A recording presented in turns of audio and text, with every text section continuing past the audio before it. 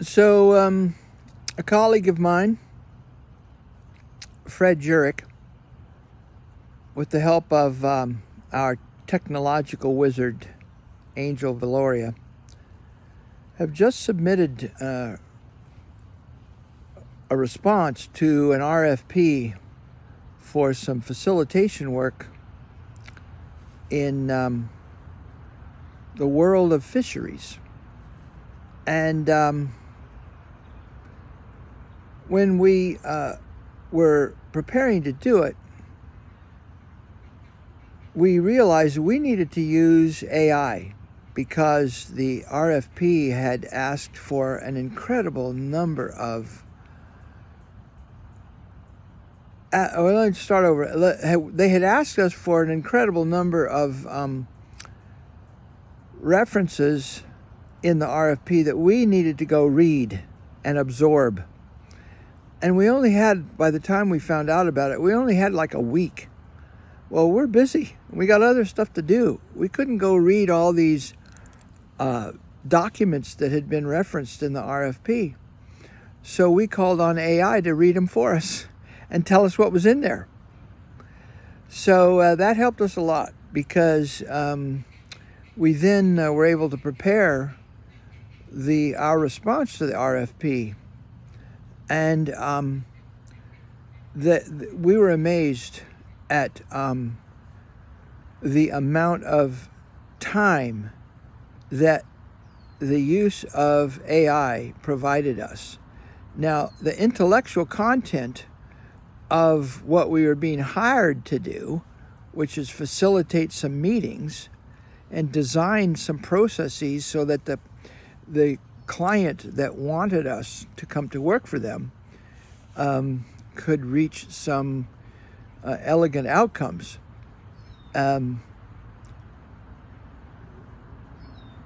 Was what we were being hired for.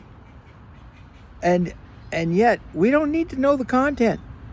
And yet somehow the client thought we needed to be as deeply ensconced in the content as they are. And I don't think they really understood what facilitation of a decision-making process is all about. So we fashioned a response to this RFP such that we let them know that we understand the substance, because Fred is just an incredible guy with an awesome background in the subject matter. But we also made it known in our RFP, or our response to the RFP, that we are not going to be liable for or responsible for the deep dives into the content. We will help disaggregate that content because we do a good job of that between interests and options and story, which we find most clients get garbled up, and one of the reasons they hire us is to help them keep on track. But it was an interesting response, and I don't know if we'll get the job. But it doesn't really matter because we're proud of the response to the RFP, because we let it be known that the role that we have is not to take a deep dive into their content, but to facilitate their doing of it. I mean, the doing of the deep dive into their content, and to help them manage their way through it. Now, to some extent, it's valuable for us to be familiar with it, but we don't start messing around in it. Our credibility as facilitators is lost the moment that we start attempting to participate in the conversation, other than to say, look, guys, you're at a loggerhead here. Let's have a little dialogue. We need to make sure everybody's on the same page in their level of understanding so that you can move forward in the discussion. I mean, we're good at that. And that's why they hired us, so that they don't get stalled off in their own conversations. It reminded me of why we really get hired, to help them reach their own decisions on their own content, not to be contributors to the content.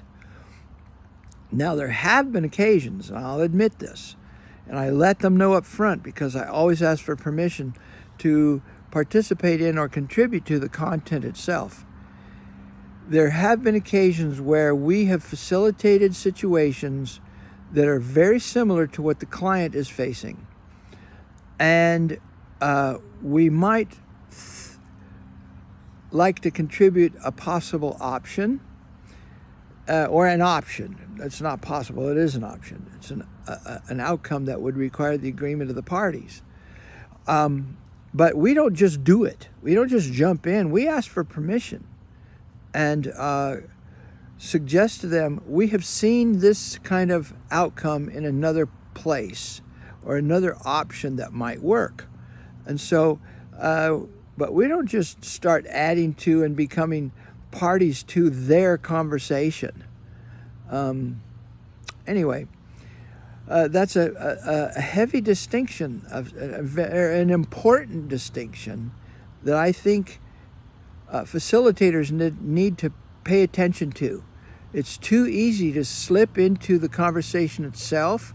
You got to stay out of it. If you want to be a successful facilitator and help people get themselves through to an elegant outcome, your job is to make sure that they have an elegant process and that they stick to the process, that they disaggregate the conversation for purposes of understanding so that understanding that's developed mutually can result in an elegant outcome.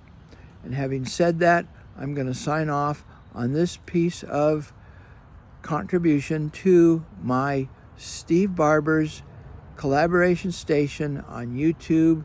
Please like this channel. Here's a commercial. And give it a follow, even if you don't like it, because I'd like to see more and more people learn about it and participate. If you have questions, or if you'd like to be interviewed about your experience, pro or con, in the use of the interest-based model in making decisions, send me a message and we'll arrange for a conversation. Okay? Bye-bye now.